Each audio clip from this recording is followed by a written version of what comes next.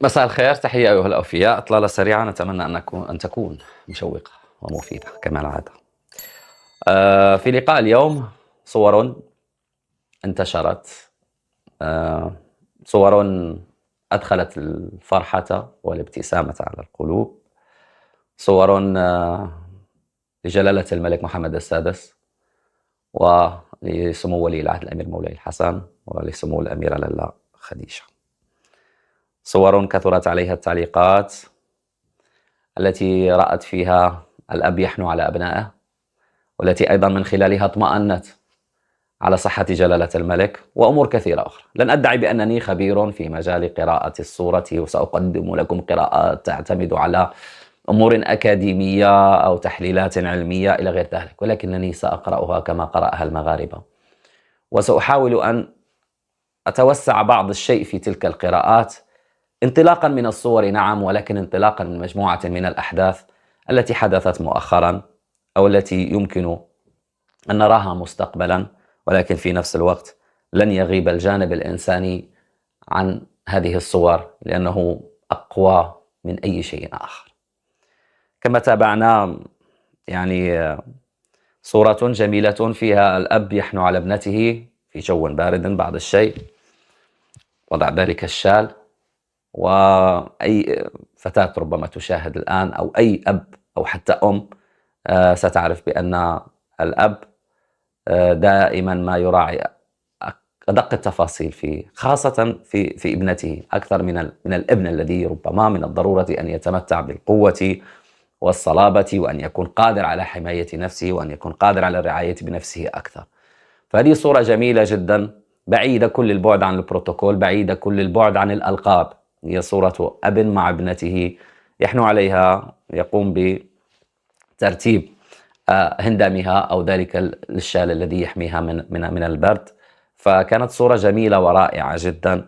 وسأعود إليكم أيضا إلى ما انتبه إليه المغاربة خاصة في علاقة جلالة الملك بلالا خديجة في زيارة إيمانويل ماكرون الأخيرة للمملكة.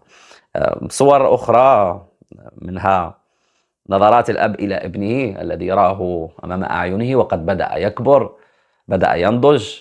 الابن الذي جاء للتو ورافق أباه بعد أن استقبل رئيس الصين وما أدراك ما الصين في مطار الدار البيضاء، وعقد معه جلسة نقاش ومباحثات، وكانت نظرات إعجاب وإبهار واحترام على محيا الرئيس الصيني، وهو يتابع ويشاهد ولي العهد يقوم باستقباله ويحاوره لقطة التمر التي تحدث عنها المغاربة وذكاء وفطنة ولي العهد. ولي العهد ذاته الذي أيضا أسندت إليه مجموعة من المهام والتي قام بها على أكمل وجه نيابة عن والده. يمكن أن نتحدث عن تخريج أفواج من العسكريين، وأيضا أن نتحدث عن حدث آخر بارز هو الآخر يحظى باهتمام ملكي كبير وكبير جدا، أزمة الماء وافتتاح محطة تحلية مياه البحر التي ستكون الأكبر والأضخم في القارة الأفريقية، وكان افتتاحها وإعطاء انطلاقة الأشغال من طرف سمو الأمير ولي العهد الأمير مولاي الحسن. الصورة الثالثة فيها السيلفي.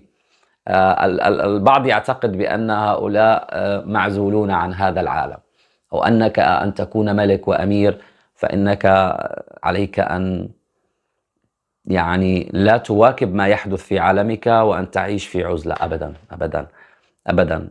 صحيح هناك واجبات، هناك تحفظ، هناك حدود، هناك أمور كثيرة جدا تراعي البروتوكول، ولكن في تطورات عصرنا الحالي الأسر الملكية حول العالم هي الأخرى تعيش هذا التطور، وجزء من يومياتنا كبشر أصبح السيلفي.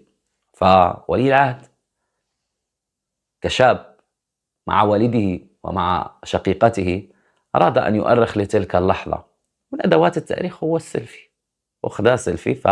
فالعفوية وهو الآخر ذكرى جميلة وطيبة له مع والده وشقيقته، وقام بتصوير تلك الصورة. فهنا الإنسان يتخلى عن كل ما هو تحفظ، ما هو بروتوكولي، ويعيش كبشر عادي، كإنسان عادي، كشاب في عمره وفي سنه.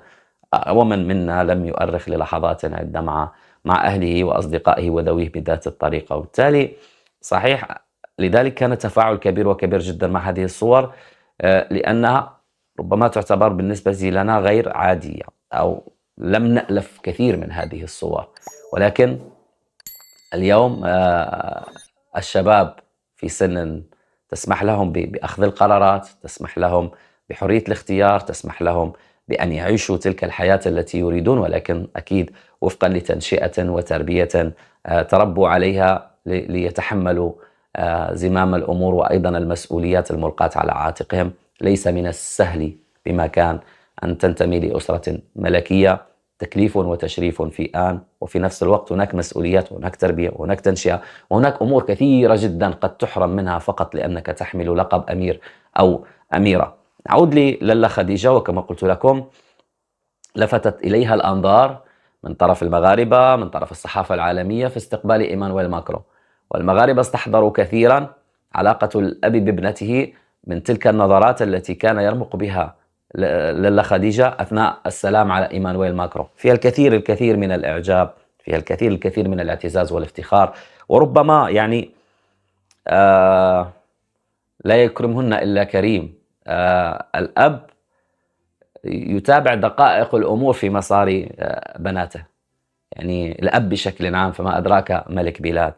ولطالما شاهد المغاربة صور كثيرة جدا مليئة بالعطف والحنان والحنو من الملك محمد السادس تجاه لالا خديجة، حتى وهي في سن صغيرة ومبكرة. وبالتالي كانت تلك النظرات في زيارة إيمانويل ماكرون، كانت ذلك المشهد الجميل والأناقة وتمغربيت حتى في الزي في عشاء الذي أقامه جلالة الملك على شرف الرئيس الفرنسي وحرمه، فلفتت إليها الأنظار وتحدثت عنها الصحافة. واليوم الأميرة تكبر، اليوم الأميرة أيضا هي قرة عين أباها، وبالتالي أباها يعطف عليها ويحنو عليها. ودائما الأب والأم ما يرون أبنائهم وبناتهم يعني لا يكبرون في أعينهم، مهما بلغوا من العمر فهم يبقوا أطفال، وبالتالي لا ضرر ولا ضرار أن تشاهد مثل هذه الصور التي تكون بين الأب وأبنائه. حتى على مستوى ولي العهد، وكما أخبرناكم ولي العهد وظيفة، عمل، منصب، لديه متطلبات كثيرة.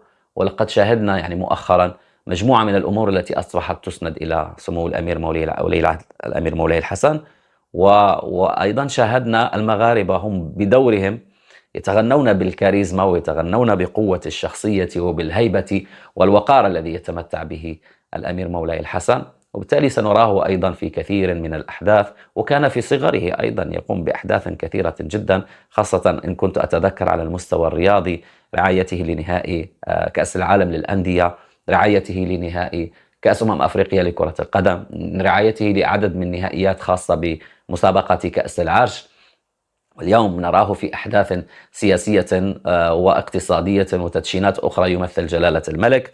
فمولاي الحسن اليوم تربية الملوك يعني لا خوف على مستقبل المملكة المغربية، وحتى على مستوى التنشئة هناك عادات وتقاليد تعطي ذلك الرونق لفخامة هذه الأسر التي حكمت المملكة المغربية، والتي تعتبر من أعرق الملكيات حول العالم، فلا يترك شيء أبدا للتفاصيل. دعونا نتابع ماذا قال المغاربة وكيف تفاعلوا مع هذه الصور التي أدخلت الطمأنينة أولا لقلوبهم، لأنهم شاهدوا جلالة الملك في استقبال إيمانويل ماكرون بالعكاز. أراد الشعب أن يطمئن أكثر على صحة جلالته، فهذه الصور منحتهم ذلك الاطمئنان الذي ينتظرون. ماذا قالت عتيقة السعداوي؟ قالت: الأبوة ليست وظيفة، وإنما مسؤولية ومشاعر بالفطرة. بالفعل هناك واجبات وهناك مهام جسام تلقى على عاتق ملك بلاد، ولكن أيضا لا يمكن لأحد أن يجرد ذلك الملك من مشاعر الأبوة ومن صفته كأب. وهذه الأمور لا تحتاج إلى بروتوكول، ستقرأها في أعينه، ستقرأها في لمسة من لمساته لابنه أو لابنته، ستقرأها بتصرف أيا كان، ستقرأها بتلك الصورة التي فيها مولاي الحسن يتحدث وجلالة الملك يتابع بإمعان. هذه كلها أمور يعني تنتفي فيها الصفات ويحضر فيها الإنسان. محمد أحمد يقول: ملك يسكن قلوب شعبه، ألبسك الله رداء الصحة والعافية ومد في عمرك وجعلك ذخرا لهذا الوطن. أيضا حكيمة مزيان جادوغ، الله يحفظهم: un père reste toujours un père. ميم سي لي روا. الأب يبقى أب حتى وإن كان ملكا. أيضا محمد خوي الفنان المغربي يقول: حفظكم رب العالمين الأب الحنون ملكنا المحبوب محمد السادس وولي العهد مولاي الحسن والأميرة لاله خديجة. بين أيضا المواقع التي تناولت هذا الحدث موقع كيفاش الذي قال الملك والأب والإنسان في وصف للصور التي جمعت جلالة الملك بابنه وابنته، وأيضا تلك اللحظات العائلية كما وصفها الموقع المفعمة بالحب والحنان وأيضا الإنسانية. الملك الأب عنوان للصورة التي وضعها الفنان رشيد الوالي في لقطة فيها جلالة الملك ومولاي الحسن والأميرة لاله خديجة. عبد العالي رامي قال: أعطني العنوان المناسب لهذه الصورة، لقطة اليوم فيها كثير من المحبة، حفظه الله ورعاه من كل شر. إيمان الرازي قالت: لا يكرمهن إلا كريم، في إشارة إلى تعامل جلالة الملك مع ابنته. وبالفعل يعني البنات كيبقاو ديما لن نقول بأن الرجال يعني تتملكهم القساوة، ولكن هن المؤنسات، الأم، الابنة، الأخت، الحفيدة، الجدة، الخالة، العمة، دائما وأبدا ما تجدهم يفيضون بالحنان بالحب، ولا ينكرون تلك المشاعر ولا يخفونها، وبالتالي لا يكرمهن إلا كريم بالصح. صفحة كازا بالفيزا قالت: هاد الصور بالذات كتحس بها شبعانة حب. وبالفعل على العموم يعني كثر من تطرقوا لهذه الصور وكل اختار لها عنوان مناسب، وفي هذا تبادل للمشاعر ما بين الأسرة الملكية والشعب، وفي ذلك حب صادق لا يحتاج إلى تزيين، وفي ذلك مشاعر اطمأن فيها شعب على ملكه فعبر عنها بكلمات على منصات التواصل، وفي نفس الوقت أيضا رسائل على أن هذه الأسرة متماسكة قوية، وأن جلالة الملك حين كان يركز كثيرا على التلاحم بين القيادة والشعب، والذي أدى إلى تجاوز الكثير من الأزمات، اليوم يعطي صورة من صور التلاحم. ولقد كانت هذه الصورة في استقبال ماكرون، وكانت في عدد من المناسبات التي شهدتها المملكة المغربية، والتي نرى أسرة موحدة قوية شامخة كجبال الأطلس. وهذه هي الأسرة التي نراها اليوم، هي الأسرة المغربية التي ترحب بكل هذا الحب وبأنباء سارة حول تعافي جلالة الملك. وبالتالي هذا التلاحم سيبقي هذه الأمة المغربية قوية عصية على كل من أراد بها سوء. شكرا لكم، تعليقاتكم، تفاعلكم، نلقاكم إن شاء الله في فيديو جديد. إلى اللقاء.